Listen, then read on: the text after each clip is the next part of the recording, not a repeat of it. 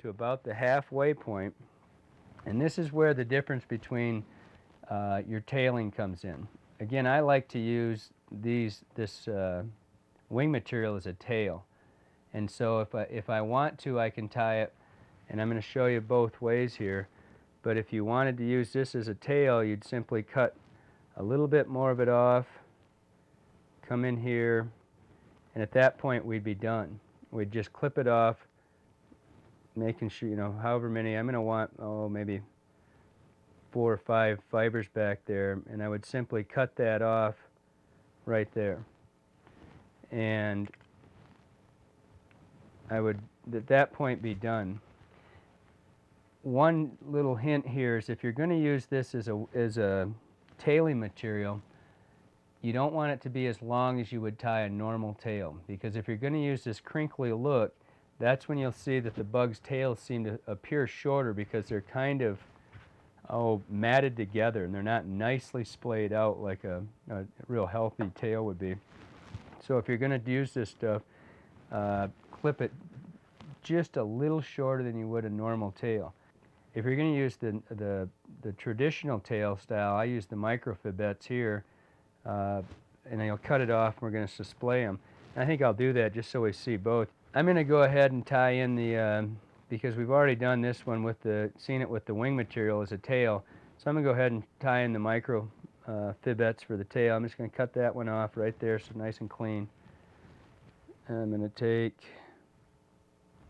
roughly 4. I love this. In the book, Gordon Rose talks a little bit about this, and he said that he really doesn't pay too much attention to this because he was totally convinced that they couldn't count tails, and I kind of agree with him. But I think it's important that you get them done properly here. I'm going to, and again, some of that has to do with observation of the actual insect. There's times when you'll see trichos, for example, where their tails appear to be twice as long as their abdomen. But I always tie my tails the length of the body. Again, I don't think it's really that critical. I think it has more to do with the fly actually riding properly and floating well than it does anything to do with the length of the tail. And I simply put my tails up there, measure them for the length, switch hands, and then I'm going to tie these in here. 2 secure wraps.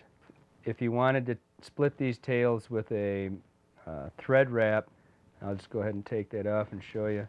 You can do a couple turns right there, advance your thread, and put your tails back on here.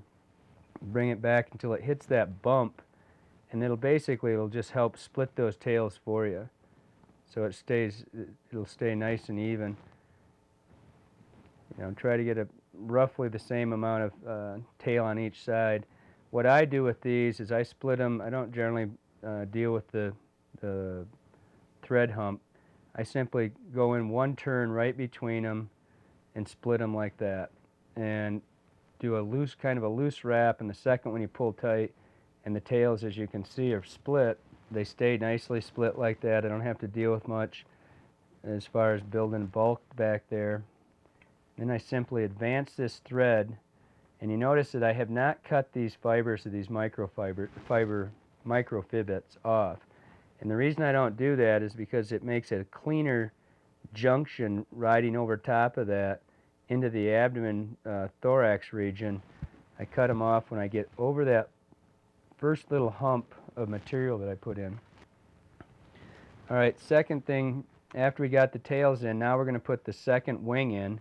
Before I tie in this second part of the wing, what I'm going to do is I'm going to spread this wing out a little bit to forward just to start it in advance so it's rolled down to the sides of the hook. Then I'm going to take this second piece of wing, and if you notice, it's kind of long. I'm going to do a figure 8 here. Try not to get too many of those fibers down. And the reason I leave that long is that if you cut it short, any shorter than that, then, you know, likely 5 times as long as I really need it, the fibers just tend to get woven into your thread, and it's a little harder to deal with than if you had it shorter. So now I've got these laid down nicely. The back wing is if you notice, there's a little bit of gap between these. And again, I'm trying to get a full silhouette. And if you look at a traditional spinner, they have about as much wing as this the second wing I put on. But a real spinner or a natural insect, generally speaking, the wings start at the halfway point of the abdomen.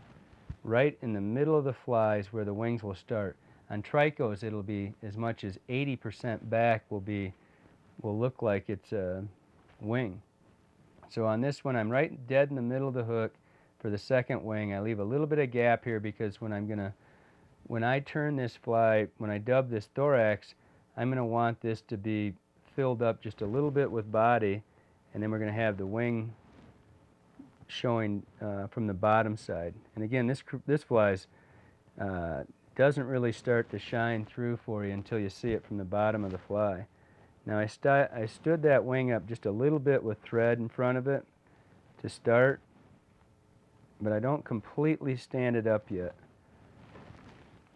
But I've got it already, as you notice, it's just starting to stand up for me. And now I'm going to take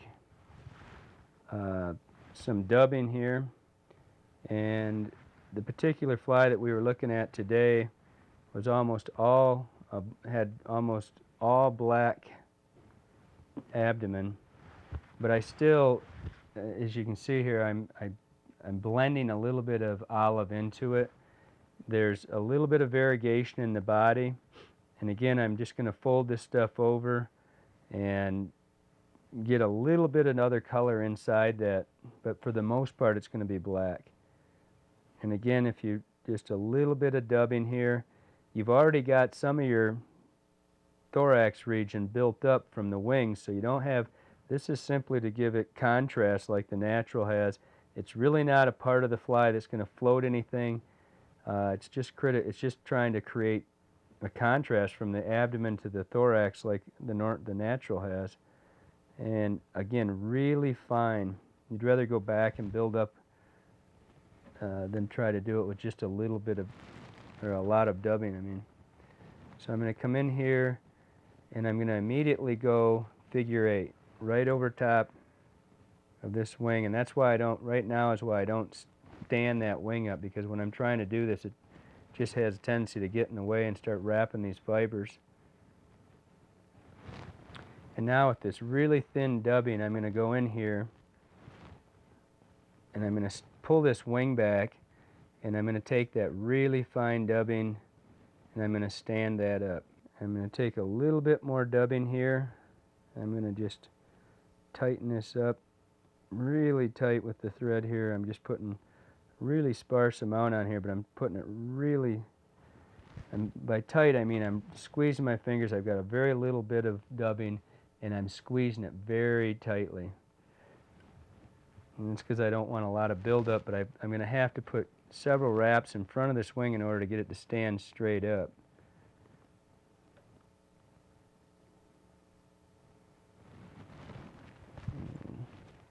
A little bit more here. Still watch your head. You can't lean to your right. Okay. Your head comes in the camera. Okay. Need just a little bit more here to get a nice clean thorax. And there we go. Now we'll just do a whip finish here.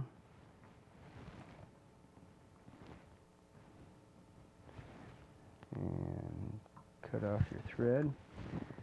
Now, if you did everything right, you should have just about a nice blend on both sides.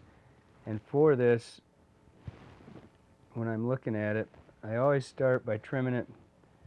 I start from the top, and I'm always using an angle of the scissors to start the initial cut. I want this, when you look at a natural's wing, it's shortest right at the where it joins the abdomen, right in here. So what I'm going to do is I'm going to take a pretty radical angle, and I'm going to cut that off. So it's got a nice trim short wing at the back, just like that. Then I'm going to tip it over and do the other side the same way, same length. And the beauty of this, and likewise when we do the triple wing spinners, the fly, the shortest wing is the wing that's closest to the back of the abdomen. And that kind of supports the forward wings on, if you're using a triple wing, it would be the forward two. So the shortest, which is the stiffest, is going to keep that wing shape. So then what I'm going to do is I'm just going to trim the radius of this. And again, the radius is strictly to be able to see the fly. And once I've got that kind of just roughed in here, I'm going to go ahead and I'm going to shape this wing out. And I like to do that as much as I can from the bottom. Try not to get too much in the way here of the camera when you see it, but basically I'm just trimming out the shape of the wing. I prefer to do it from the bottom as much as I can, and then cut this nice smooth radius around it. And he's getting nice and clean. And the beauty of this is when it's done, when you look at it from the bottom, it still has a nice broad, clip that little extra out of there, has a nice broad wing shape. It's almost as broad as a triple wing, not quite, but I can see this fly for as far as I can possibly cast it. And I'm going to try to, I'm not sure if I can get this to work in the camera to totally show it in focus, but when you look at it from the bottom, you see how broad that wing is. And that's the key to the whole fly. Just like the triple wing, it's got a nice broad wing silhouette, but when I flip it back over from the side, if you can imagine, just or if you've ever fished any Comparaduns, how easy they are to see, all this top draws all kinds of light in, and it makes it, it's still a very good spinner, but it also makes it very visible. And for guys like Jack and I whose eyes aren't exactly like they used to be, this is a real asset.